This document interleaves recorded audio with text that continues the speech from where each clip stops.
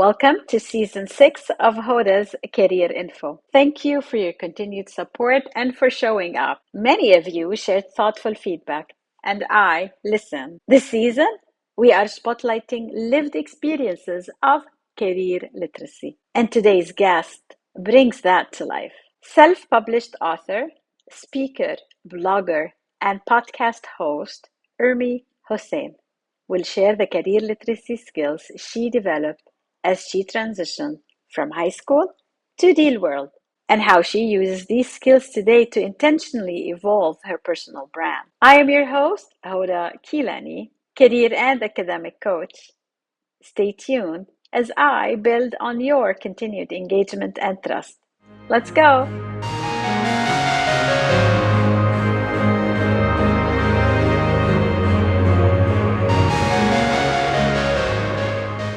Networking and building connections is so important in the financial world, because especially when you get hired through references.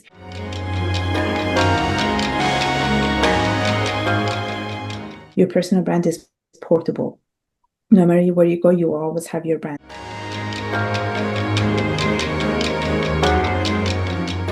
Growth only comes if when you approach, the uncomfortable element that comes with it.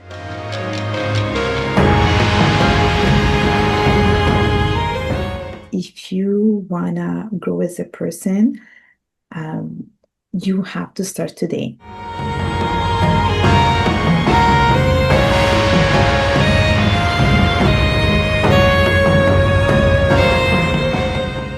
Thank you for joining Hoda's Career Info, the program where guests from across the globe share their lived career literacy experiences. Real stories designed to help you actively and intentionally shape your career. Watch, listen, and learn. If you find this episode helpful, remember to like, subscribe, and share. Also, follow me on social media, Hoda Kilani, for more career literacy insights. Who is our guest today? Urmi Hossain is a self-published author, speaker, blogger, and podcast host based in Canada. She works in financial services and holds both the CFA and CAIA designations. Through her work, she empowers women by championing mentorship, education, and public speaking. Urmi serves as the co-chair of the organization Women in Leadership for the Montreal Chapter. She is the author of Discovering Your Identity, a Rebirth from Interracial Struggle, and the host of Stories Beyond Borders, a podcast exploring identity, migration, and culture. Outside of work, Urmi enjoys reading thrillers, boxing, running, and HIIT workouts. Thank you for joining me and Urmi Hossain. Stay with us as she reflects on the career literacy skills she built during her transition from high school to real life, and how these same skills now guide the way she regularly revisits and updates her personal brand.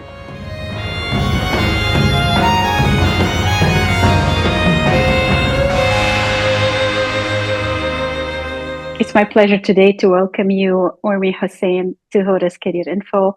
Appreciate your time, and I'm looking forward to the conversation that we're going to have today. Thank you. Thank you for having me. Urmi, you work in the financial sector. Can you take us back to the beginning? Did you always think that that was it? Or what did you think your career would look like? So I did not think it was going to be my career back in the days, especially when I started, and we have to go back to my university time.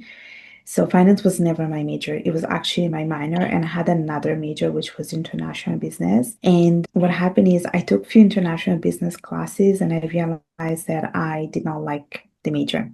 I didn't like it at all, and finance was my minor. So I was like, you know what? I think I'm gonna try to take a minor course in finance and see how I feel about it. And I knew that the opportunities in the market were a lot more compared to international business. So I took one class, and I realized in that moment that, it was love at first sight. That's how I like to describe my relationship with finance.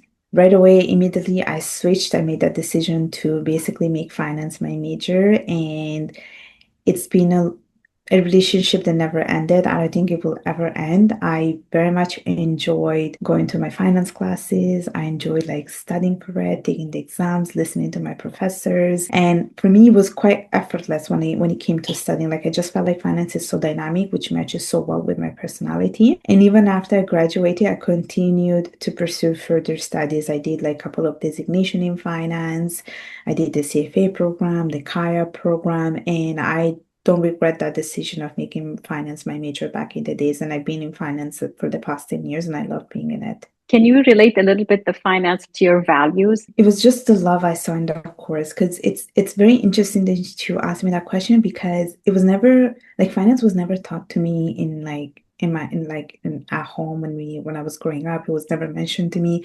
I didn't know what finance was. Even when I was like taking high school courses, all I like the only exposure that I had to finance was really about the calculation of the present value in my math course. But besides that, I knew nothing about it, like literally nothing. And it's only later on when I took that class that I was like, oh, this is like, I love it. Like, I just love the whole thing about finance and how, like, there are numbers, but there is a story behind the numbers. So that's what intrigued me to change and make it my major. And there is like a little bit of quantitative and qualitative side about it, which makes it fun. It's not just maths. There is also like an analytical part to it. So that's what got me to change. Urmi, I have to ask you this question. When you made that decision, did you experience any setbacks along the way that maybe you stopped and thought, what am I doing? You know what? So when I changed to finance, I told myself, oh, there are more opportunities when it comes to like finding a job.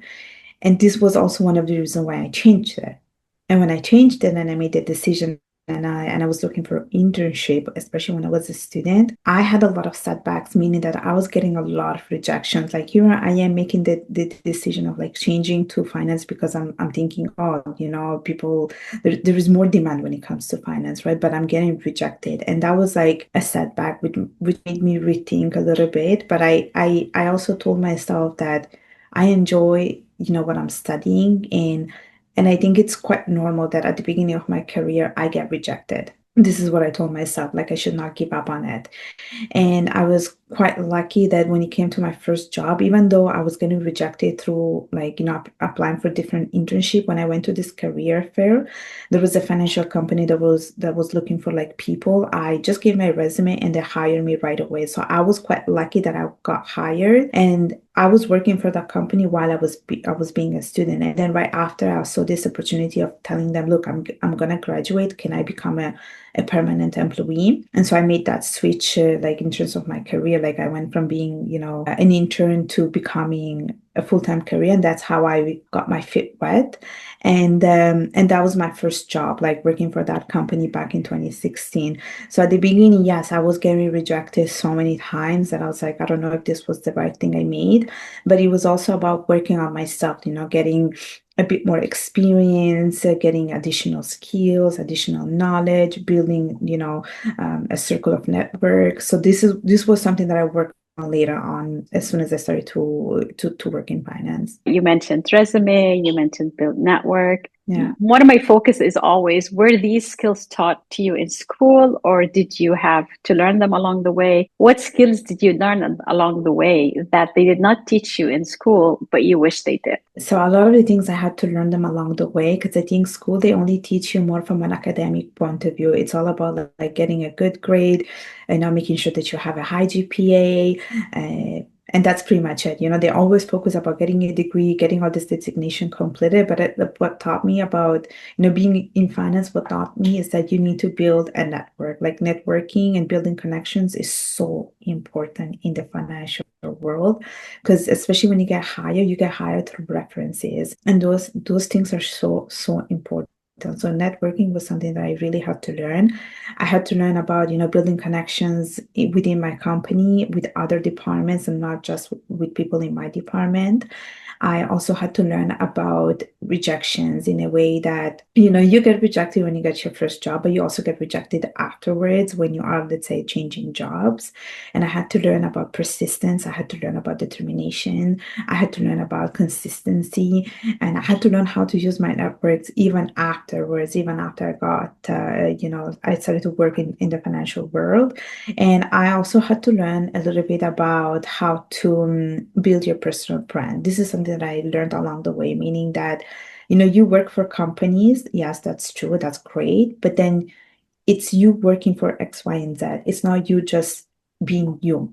And I had to work on like building my personal brand and work on my individuality. Like how do I stand out from the crowd, even though I'm not working for like companies, like I want to be known for who I am rather than me being an employee for a certain company. And this is something that I really learned, like I think 6 years in the industry, because I realized at the end of the day that, you will always carry yourself no matter where you go. Like it's not going to be you, like you won't be known for you working for a certain company. You will be known for being just yourself, and your personal brand is portable.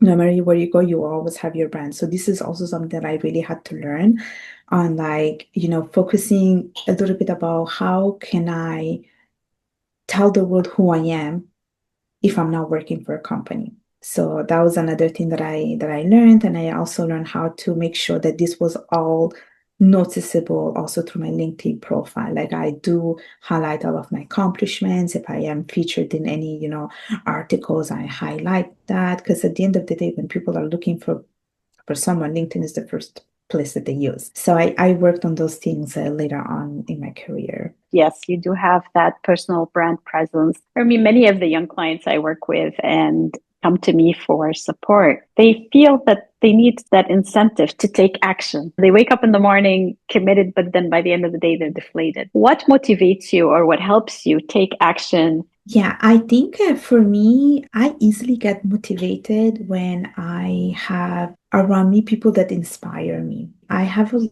lot of people that I look up to, whether it's people that work in the industry, whether it is people that I follow on social media, celebrities, and I instantly get really motivated. Like I tell myself, this is how I want to be. And I always say, like, success starts by small actions. Confidence starts by small actions. Consistency starts with small actions. And I always think about myself, okay, how can I be better the next day? It's only about doing something today, right? And I have a lot of people that I really look up to, like celebrities, mentors. I surround myself with people that support me, who encourage me. And I always say, like, you need to have a quality circle of friends. Like, it's not about numbers, it's about having like one or two people that really support your work, who believe in the work that you do. And that's how I get motivated. And I'm also big on vision boards as well. If I want to accomplish something, I usually put it on a vision board and I make sure that it's visible, that I see it, that I remind myself of why I started doing the things that I do. And that everything that I do, it takes time and patience. I know that a lot of the time, a lot of people want to accomplish things, but they are feeling overwhelmed. They do not know where to start from. But I think, writing it down, making a goal setting exercise, having a vision board, or having the right person around you will help you to uplift yourself. And so you always have to be super careful about who you surround yourself with, the things that you want to accomplish, and you always want to have those experienced people to guide you. So for me, it was quite helpful that I had the right mentors around me. And maybe these people were not even my mentors, but I do consider them as my mentor because they were able to guide me throughout, my whole journey. I had people in my workplace who were quite helpful. I have people, along in my circle of friends who are quite helpful. So you always have to be super careful about who you have yourself around and have those people as a resource for you if you want to accomplish things. So these are some of the tools I have used. These are excellent tools. Did you have to go through a sort of stage to say, I need to talk to this person. I'm going to step out of my comfort zone to do it? Yes, there is a saying like be comfortable with uncomfortable. And the first time that I came across with this expression, I told myself that this is so true. Like if you want to succeed in life, if you want to grow professionally and personally, we really have to be comfortable with uncomfortable. And I started to approach that kind of mindset. And I always follow my intuition, meaning that if I was always a bit scared about something, but I really wanted to do that, I knew that I had to put myself in a very uncomfortable position. And I told myself that, it just has to start with like really small actions. Maybe it was just starting with one person and getting that type of guidance. And sometimes I would even reach out people that I would find like on LinkedIn.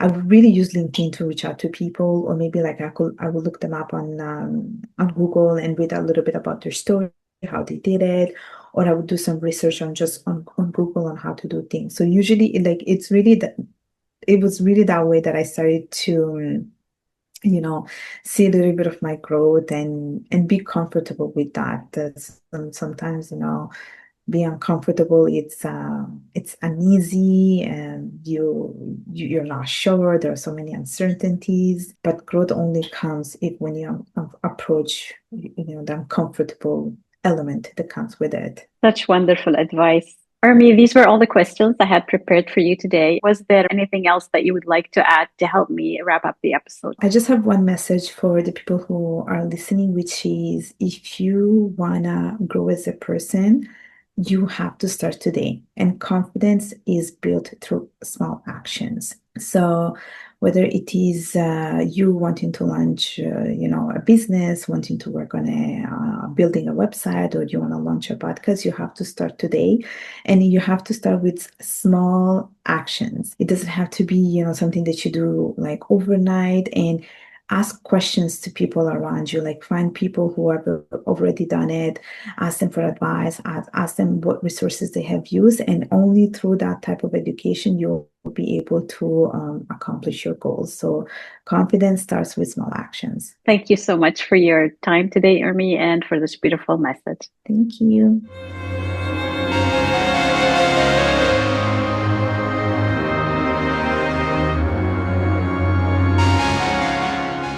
Well, this is it for today's episode of Season 6 of Hoda's Career Info, the program where guests from across the globe join me to empower you to succeed. Our guest today on Hoda's Career Info was Urmi Hossain. You can connect with Urmi Hossain on LinkedIn. A key quote that stood out for me in this episode is, "Your personal brand is portable. No matter where you go, you always have your brand." What are your thoughts on this quote? If your brand is truly portable, how well do you understand the beliefs, abilities, values, and experiences that make up your personal brand? And how often do you revisit them as your career evolves? How intentionally are you developing the skills, values, and experiences that travel with you from one opportunity to the next? Reflect and share. Remember that you can watch Hoda's Career Info on YouTube or listen to the program on your favorite podcast app. To let me know if you're interested in an opportunity to talk about your career literacy skills, you can send me a direct message on my website, rightcareerfit.com, where you can also sign up for my newsletter to stay up to date on the latest episodes. Please like, subscribe, share, and follow me, Hoda Kilani, on social media. Together, let's increase career literacy. I'm your host, Hoda, career and academic coach. I cannot wait to hear your reflections on career literacy in action in Season 6. Until next time, take a moment to pause, rethink, and confidently assert your beliefs, experiences, abilities, values, and interests